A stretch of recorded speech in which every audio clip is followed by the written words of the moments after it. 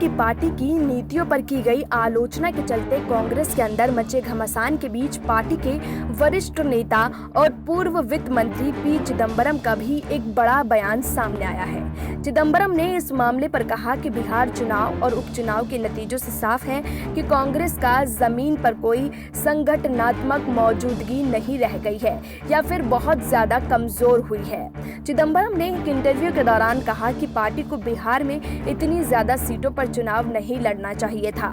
कांग्रेस के पास गिरती अर्थव्यवस्था और कोरोना वायरस संकट के मुद्दे थे, लेकिन पार्टी उस पर भी कैंपेनिंग नहीं करके अपनी मौजूदगी नहीं जता पाई।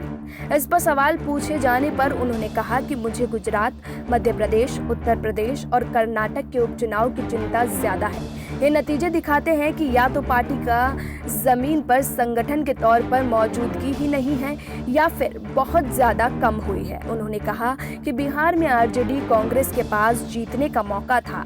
जीत के इतने करीब होने के बावजूद हम क्यों हारे, इस पर बहुत ही गहराई से विचार करने की जरूरत है।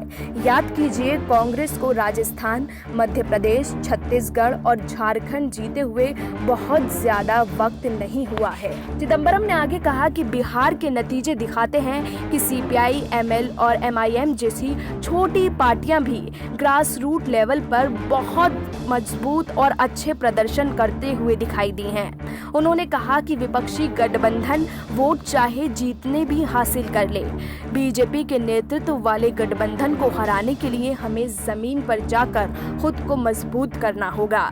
चिदम्बरम ने राहुल गांधी को फिर से कांग्रेस का अध्यक्ष बनाए जाने के सवाल पर कहा कि मैं नहीं कह सकता कि एआईसीसी मीटिंग में कौन अध्यक्ष चुना जाएगा। कोई भी चुनाव लड़ सकता है। अब कांग्रेस में हार के बाद एक नेताओं के बयान सामने आ रहे हैं, जिससे कांग्रेस के अंदरूनी कलह और बढ़ती जा रही है। लेकिन अब देखना होगा कि पार्टी में पड़ी इस फूट का आला कमान कोई हल निकाल पाते हैं या नहीं। Bureau report, SPN9 news.